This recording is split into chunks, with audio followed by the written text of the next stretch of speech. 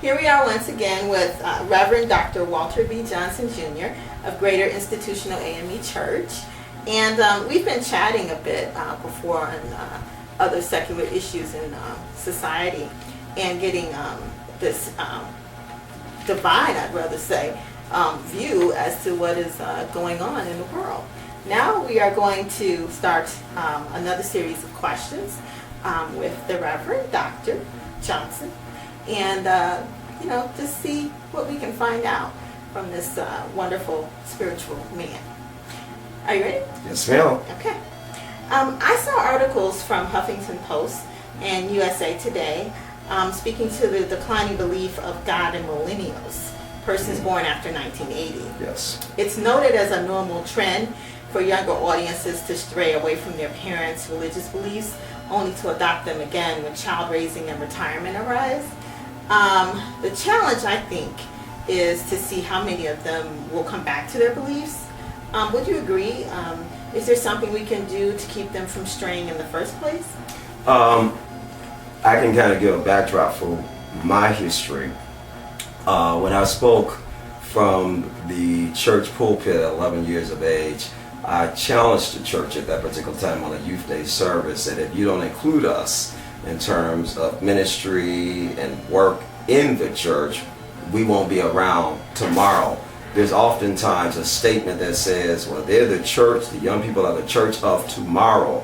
Well, not exactly the church of tomorrow, because if you don't address the church of today, they're the church of right now. And so we as adults have to engage their voices and make sure that they have a voice in what happens. So as part of my ministry here at Greater Institutional AME Church, our young people have an active, vibrant role in leadership as well as in the ministry, as well as in worship. So inclusion, even outside of the worship experience, when I'm going out there and we're talking to young people about what's happening in the community, about the violence and all that other good stuff, many of us sitting around the table are talking from an adult perspective in terms of what's happening with our young people, not focusing or even in having perhaps conversation coming from young people. So I'm always advocating that in every aspect, at every level, whether it's church, whether it's community or otherwise, we have to have young voices speaking to their ills and to their issues, because we as adults don't understand. Yes, we can come in and say, you ought to do this, you ought to do that. That's from our vantage point. But they have a whole different perspective and vantage point and perspective that either we are aware of or more than likely we're not aware of. So yes, those millennials probably stopped coming to church, rightfully so. We're not addressing their ills. I mean, you have on the one hand, what we might refer to as the rap griots.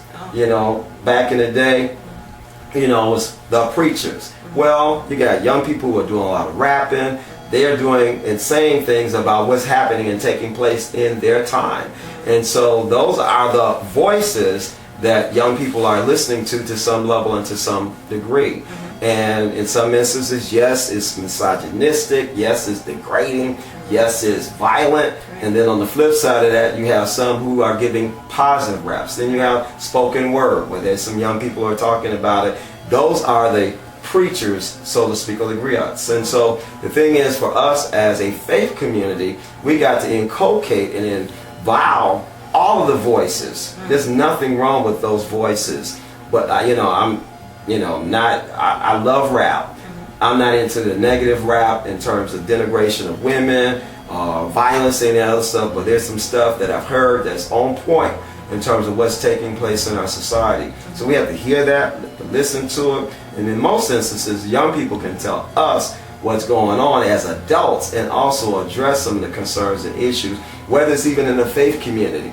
And again, when I talk to our young people, I want to know what they want in the service. I want to know how I can include them. And so we also offer, as an alternative, we have children's church, but I encourage once a month that we have a youth Sunday. So that might be young people one Sunday, that might be our emerging adults another Sunday. So in other words, children's church or youth church would probably be those who are young, early years, teenagers, And then the emerging adults are those who are 18 and above or 21 and above, and they're doing worship and all that other good stuff. And they're speaking on Sunday. And I'm just sitting there, all the adults, and a lot of times some preachers don't feel comfortable with that. Yeah. But I am one because I grew up in a setting where I said, if you all don't include us, we won't be around. And by the grace of God, I'm still here. Well, there were moments and times, hey, this is my mama's church. This is my mama's religion. I ain't feeling it. Right. And so therefore, I understand clearly where they are because I was there too.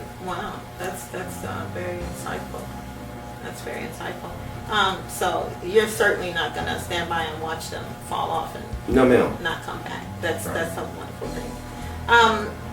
Another question Sure. is, I know you've probably heard this before. People might say, one man's trash is another man's treasure. Okay. Is this statement an attempt to save the rejected with a sidebar compliment? Should we be referring to human beings as trash in the first place? No. We're all God's children. And I tell people all the time, be careful how you treat people on the way up, because you may see those same persons on the way back down. I was taught to be humble, respectful, acknowledge. People always tell me all the time, you're so mannerable. Yes, sir. No, sir. Yes, ma'am. No, ma'am. Well, I had Southern parents, and I grew up in my spirit and grew up in me in terms of how to respect individuals. And I truly believe that not only because I've been in the church, but just in community and going out to and fro, that has allowed me into places I would not have been able to go had I not been respectful and responsive to other persons. I tell people all the time that we are blessed to be a blessing to others. So it behooves us to treat everybody right. That we cannot go into an ivory tower and look down, so to speak, at the peons, if you will, down in the valley.